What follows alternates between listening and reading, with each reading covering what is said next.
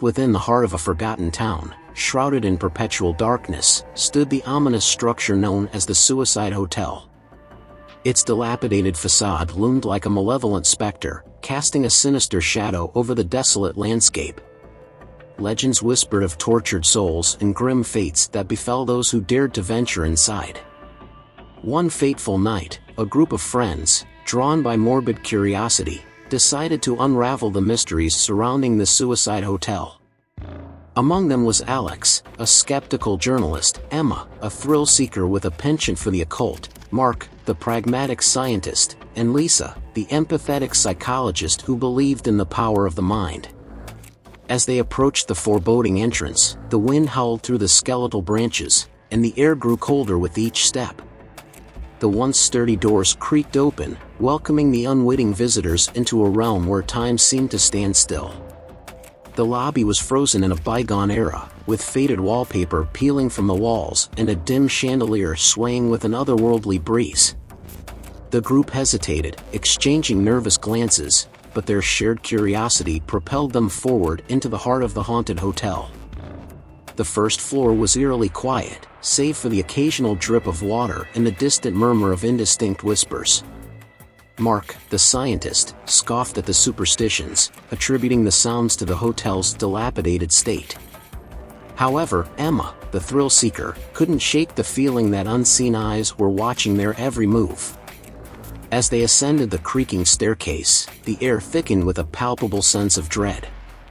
Each step echoed through the desolate corridors, and the walls seemed to close in on them. The group reached the second floor, where the atmosphere grew increasingly oppressive.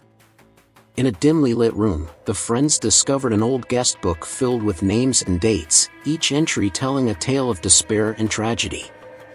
The dates aligned with inexplicable phenomena reported in the town: disappearances, unexplained deaths, and a pervasive sense of hopelessness. Determined to uncover the truth, the group pressed on. Lisa, the psychologist, sensed a surge of emotions, an overwhelming sadness that permeated the very fabric of the hotel. It was as if the building itself absorbed the sorrows of those who had suffered within its walls. As they ventured deeper, the group stumbled upon a hidden door, its rusted handle beckoning them to open it. Behind the door lay a forgotten chamber, adorned with faded wallpaper and a dusty, long-forgotten wedding dress. In the center of the room stood a full-length mirror that seemed to reflect not the present, but the haunting memories of the past. A ghostly apparition materialized in the reflection, a woman in a tattered wedding gown, her eyes filled with inconsolable sorrow. The room pulsated with an otherworldly energy as the ghostly figure beckoned for the group to leave, warning them of the curse that bound her and the countless others to the hotel. Suddenly, the temperature plummeted, and the friends felt an invisible force pulling at their very souls. Shadows danced along the walls, contorting into grotesque shapes that seemed to reach out for them. Panic set in as the group realized they were trapped in a place where the boundary between the living and the dead blurred. Desperation fueled their attempts to escape, but the hotel seemed to conspire against them. Doors slammed shut, and the once familiar corridors became an ever-shifting maze. Time lost its meaning as the group wandered through the labyrinthine halls, haunted by the tormented whispers that echoed through the darkness. One by one, the friends succumbed to the malevolent forces within the Suicide Hotel. Emma vanished into the shadows, her voice fading into a distant, anguished cry.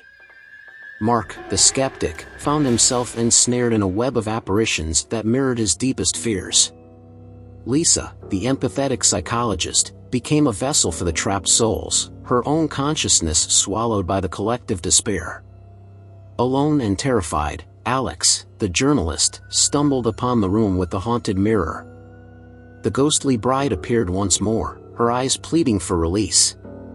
In a desperate act, Alex shattered the mirror, unleashing a torrent of ethereal energy that enveloped the hotel.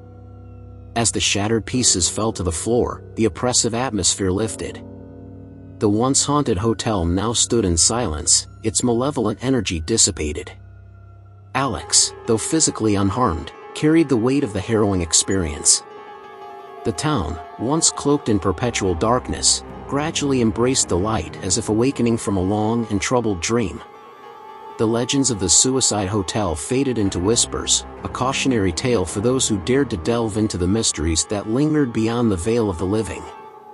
Yet, as the sun dipped below the horizon, casting long shadows over the town, some swore they could still hear the faint echoes of anguished whispers carried by the wind, a chilling reminder of the darkness that had once consumed the suicide hotel and the souls it had claimed.